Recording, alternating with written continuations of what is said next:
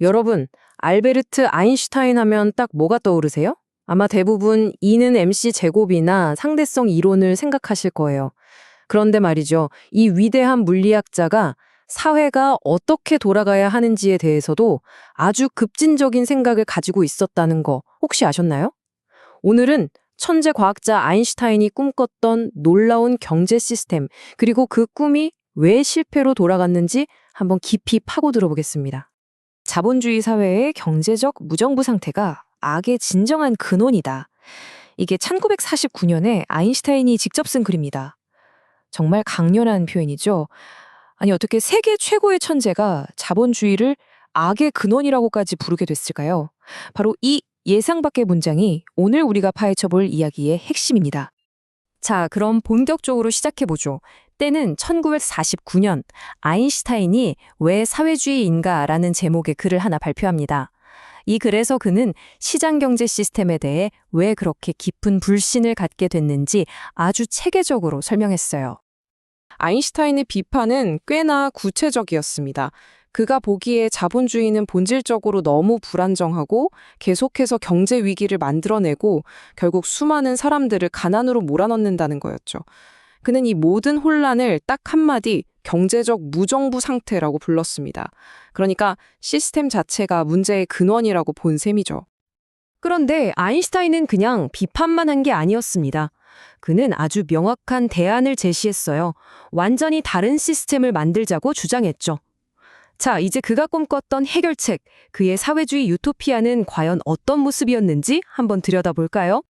이게 바로 아인슈타인이 그렸던 계획경제의 핵심적인 세 가지 약속입니다. 첫째, 우리 사회에 필요한 만큼만 생산하고. 둘째, 일할 능력이 있는 사람이라면 누구에게나 일자리를 나눠주고. 그리고 마지막으로 아이부터 어른까지 모든 사람의 기본적인 삶을 국가가 책임진다. 와, 정말 듣기만 해도 완벽한 세상 같지 않나요? 핵심 아이디어는 사실 아주 간단했습니다. 사회, 즉 국가가 공장이나 땅 같은 모든 생산수단을 직접 소유하고 관리해서 유토피아를 만들자는 거였죠. 당시에는 아인슈타인뿐만 아니라 정말 많은 지식인들이 아직 한 번도 제대로 실험해보지 않은 이 새로운 시스템에 대해 비슷한 낙관적인 기대를 품고 있었습니다. 하지만 이 희망 가득했던 이론은 20세기에 들어서 실제 역사라는 거대한 실험대 위에 오르게 됩니다. 그리고 바로 여기서부터 이야기의 분위기가 완전히 바뀝니다. 그럴싸했던 이론이 현실과 부딪혔을 때 과연 어떤 결과가 나타났을까요? 이 한 장의 그림이 모든 걸 말해줍니다. 왼쪽은 모두가 풍요로운 삶을 누릴 거라던 약속이었죠. 그런데 오른쪽, 현실은 어땠나요? 상점 선반은 텅 비어 있고 운 좋게 구할 수 있는 물건들도 품질이 형편없었습니다. 이 극명한 차이가 바로 계획경제 실험의 충격적인 결과를 보여주는 겁니다. 실제로 소련이나 동유럽 국가의 시민들이 겪었던 현실은 약속된 유토피아와는 완전히 딴판이었습니다. 기본적인 먹을거리나 생필품조차 구하기가 하늘의 별 따기였고 사람들은 늘 무언가를 사기 위해 길게 줄을 서야 했죠. 결국 풍요가 아니라 결핍이 일상이 되어버린 겁니다. 아니, 이렇게 똑똑한 사람이 제시한 아이디어가 도대체 왜 이렇게 처참하게 실패한 걸까요? 이제 그 근본적인 원인을 파헤쳐볼 시간입니다. 그 핵심에는 바로 정보라는 단 하나의 개념이 자리 잡고 있습니다. 우리가 시장에서 보는 가격 있잖아요. 이게 그냥 물건에 붙어있는 숫자 같지만 사실은 그 이상의 엄청난 역할을 합니다. 가격은 바로 소비자들이 지금 뭘 원하는지, 그리고 그걸 얼마나 간절히 원하는지를 생산자에게 알려주는 아주 강력하고 효율적인 정보 신호인 셈이죠. 바로 여기서 두 시스템의 결정적인 차이가 드러납니다. 시장 경제에서는 이 가격이라는 신호 덕분에 기업들이 알아서 소비자들이 원하는 물건을 원하는 만큼 효율적으로 만들어내죠. 하지만 계획 경제에서는요, 국가가 모든 가격을 그냥 위에서 정해버립니다. 그 가격표에는 사람들이 진짜 뭘 원하는지에 대한 정보가 전혀 담겨있지 않았던 거예요.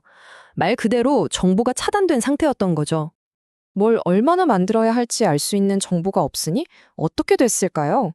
당연히 자원은 엉뚱한 것에 낭비될 수밖에 없었습니다. 아무도 안 찾는 물건은 창고에 산더미처럼 쌓이고 정작 모두가 필요로 하는 물건은 늘 부족했죠.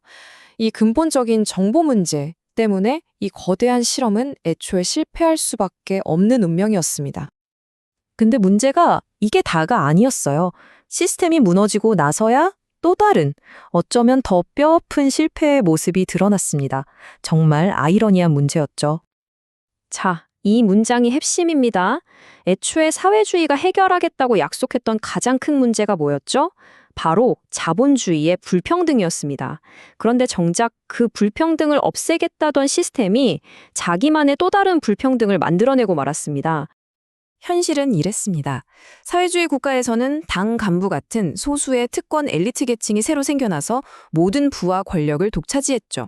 대부분의 사람들은 부족한 물자 때문에 고통받는 동안 이 엘리트들은 자기들만의 풍요를 누렸습니다. 결국 이 새로운 불평등에 대한 사람들의 분노가 체제를 무너뜨리는 아주 중요한 원인이 된 겁니다.